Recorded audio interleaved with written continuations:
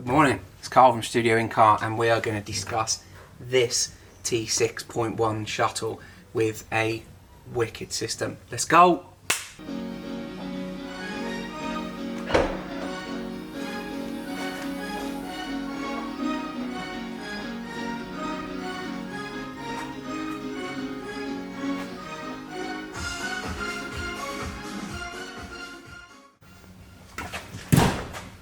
You got pizza for me? Oh no. Okay. So, T6.1. We can get quite complacent when it comes to larger builds because we see them every day, all the time, and we see them for sometimes 2 months. You know, these things take an awful long time to build. So it's only when I'm taking sort of heed of it, like I am this morning to do a video, that you realise just how sizable this job is and how thought out and how fitting to the customer it is as well. There's some very specific briefs and a lot of conversation. You're talking with 200 plus sort of email string, things like that, because you've got to get them right, you know. This belongs to a client who's in France, James from over there, works over there, and it will be going over there. So yeah, things that you have to take into consideration are slightly higher temperatures, stuff like that. So in this car, because we have Class A amplifiers, we know we're going to generate a lot of heat. So the amp rack is designed, it's a fully cooled amp rack. So we've got a main inlet, a main outlet, and then we've got 6 assisting fans around the inside of the amp rack, which is a tunnel design. So air can only go in one way and can only go out another way. So it should constantly have a feed of atmospheric sort of temperature air, so whatever's going on inside the van, which is, you know, most of the time cool or 19 to 20 degrees. So as long as we're removing that hot air and we're sending it out, then we'll be absolutely fine. If we're not, then amps just get exponentially hotter and then they shut down prematurely and then they come back on and it can be a bit of a mare. So the first trip for this van, not only to go from here to France, is to go from France to Portugal as well. So yeah, we've road tested it, you know, really strongly, and it's absolutely faultless. So anyway, the system, 2 Audison Thesis Quattros running the front end. So we've got bridged mid bass, we've got open mid-range and tweeters on the other 4 channel, and then we have 2 AV Unos, so running 4 Dynaudio Esotar 1200s. So that's this, one of the best subs that money can buy. It's an incredible piece of kit. But it's running 2 of them each, okay? So we've got 4 of them in the car. We've got the Audison Bit 1 HD Virtuoso. We've got connections, cabling, certain RCAs we've either handmade or we've used sort of nice off-the-shelf RCAs. Split charge system. It's all 300 amp rated, so all the fusing is in there, and then all the regulated fusing for the amplifiers. Audison Thesis sax mid-bass, Audison Thesis Voce mid-range, and the Audison Thesis Violino tweeter. And they're all from the 2nd generation, so they're all the new ones, with the new Audison Thesis grill as well, which is much nicer looking in a, you know, in an automotive environment, or in any environment, to be fair. People need to take note of grills on car audio speakers. Gone are the days where they need to look like alloy wheels. They just need to be simple, basic, and fall into the car, which allows for you to have things like the double pillars that are in here and them not look ridiculous, because if they were big chrome shiny alloy wheel looking grills, no one wants to see that, or well, at least I don't, and our clients tend not to. So yeah, we've got the like I say, the double pillars. They're on axis in this, but they're relatively subtle, trimmed down, and they don't look completely out of place like a lot of pillars do. We've also got door builds in here. The Audison Thesis sax doesn't like to play in a small enclosure. It likes to play in a large enclosure. So we've put it in a sort of 8 litre enclosure, which is slightly small, and then we've put a vent on the back of that enclosure. So around 40% of its air travels out of that enclosure and into the door. So we've regulated the amount of air that can move around inside the door. So they were tuned and set up along with the rest of the system. We passed them slightly higher, so we're about maybe 65 hertz on the mid bass, and then about 50 with a slight gap between the subs and that. So yeah, they gel really well, and they actually play really nice and high. So we've got a nice sort of 8 inches above the dash, sort of head height stage. So yeah, really lovely. The mid-range would pick up about 300 hertz. So maybe slightly lower, but they don't really play much lower than that. That's all good to go. And then we made a bracket for his Aston & Kearney, aka the T2000, I'm pretty sure.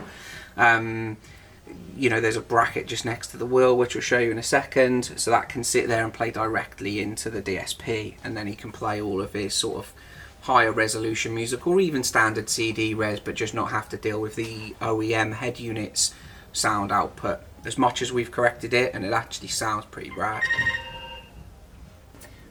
which is quite impressive for the OEM head unit. So yeah, really happy with how that sounded. And I think that in this van, maybe a lot of the times when we fit a secondary source, I'd say 80% of the time they don't really end up getting used, because they're a little bit less conventional. There's less control from the car, things like that, because you have to use the AK to control the sound rather than the OEM head unit. So I think how decent this head unit sounds in this car, and how it's been tuned, the convenience of it as well with wireless CarPlay will probably outweigh the use of the AK. So you would use that when you're sort of specifically going out for a drive to listen to your stereo, or when you get home and you just fancy listening to some music on your system, then you would use it then.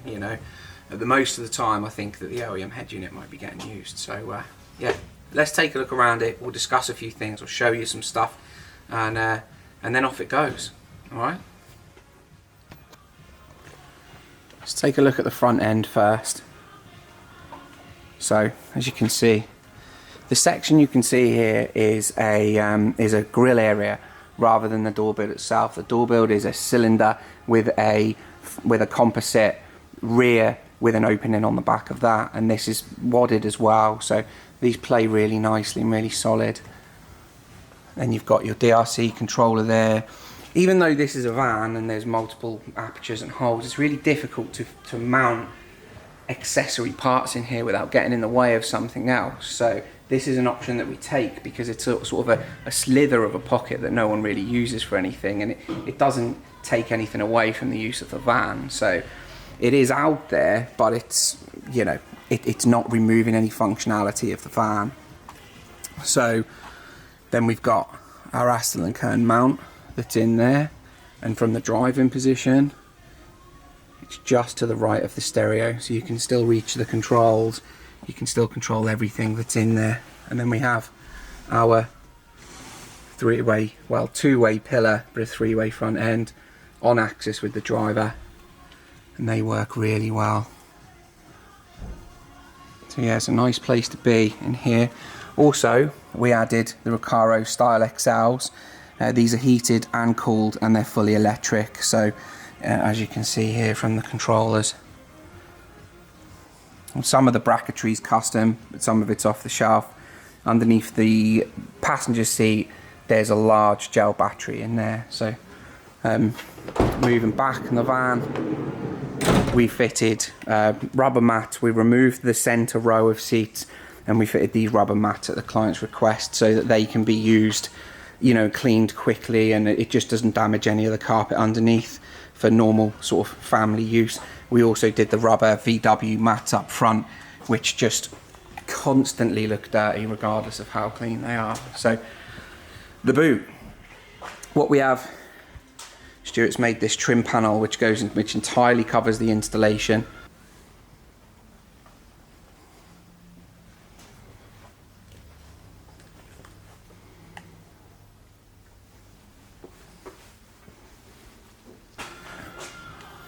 And this is the install.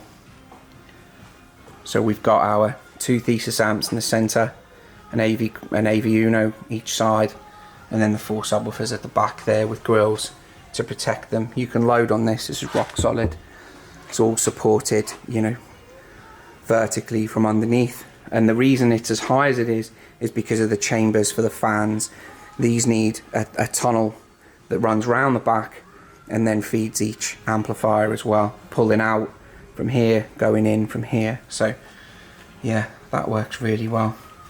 Sort of an OEM style vinyl as well. We went with a light grey because dark grey is quite obvious and it would play it down, but everything else in here is quite sort of OEM colour. So that's what we chose to do.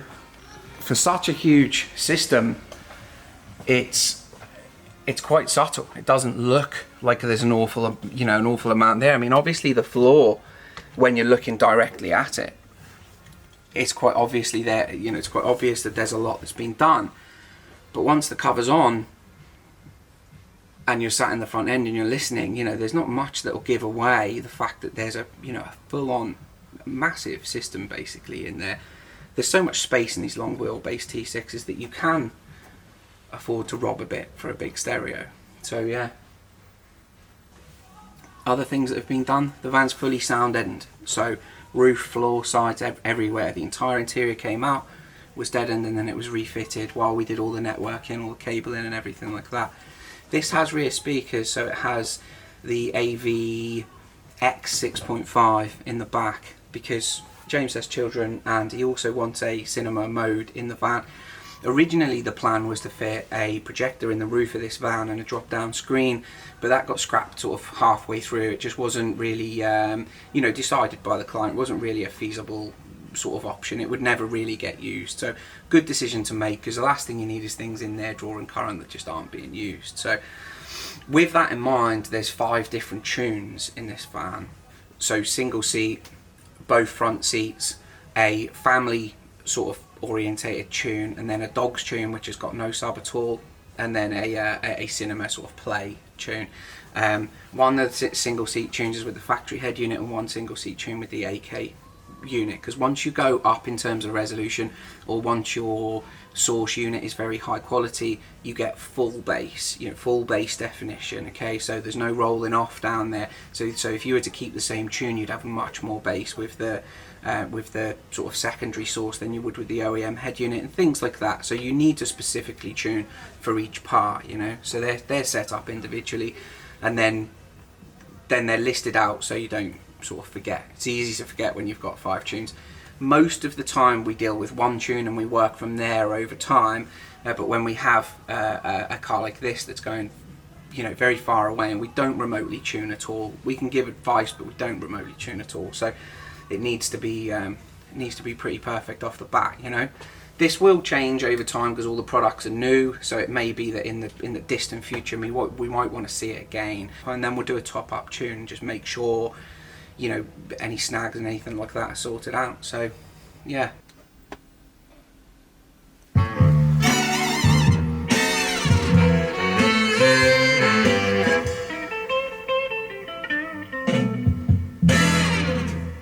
You're sitting there looking proud and thinking you're so fine. You're trying to run around with each and every friend of mine. You're thinking you're so smart, baby, and think that I'm a fool. But baby, let me tell you, you'd better play it cool. 'Cause I'm tired of your jive. Yes, baby, I'm tired of your jive. Yes, I refuse to be your fool woman. Baby, I'm tired of your jive. You think that I don't see what you do behind my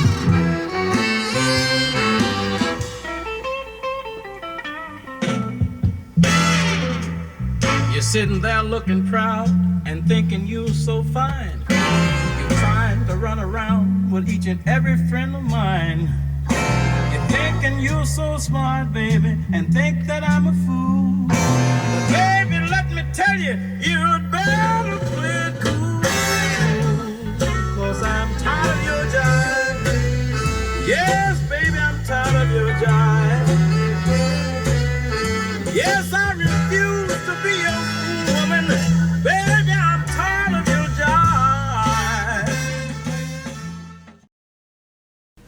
So that's it for the T6.1. It's time for it to go home. Yeah, we've got to say goodbye to it. It's going to be weird it not being around. Let me know what you think, or let us know what you think to sort of large scale jobs like this. I know, I understand that it isn't for everyone. High end sort of automotive audio and fabrication and going to that sort of extreme of things, I get that, but for a small percent it's a really big deal, me included, so yeah. Anyway, enough rambling for now. This is the T6.1. It's going right now. And I'm Carl, and this is Studio in Car. Likes and subscribes and follows and shares and all of that stuff is really appreciated. Alright? Cheers for watching. Bye. Love you, woman, in spite of what you like. You better pay attention, baby, or you might not be around.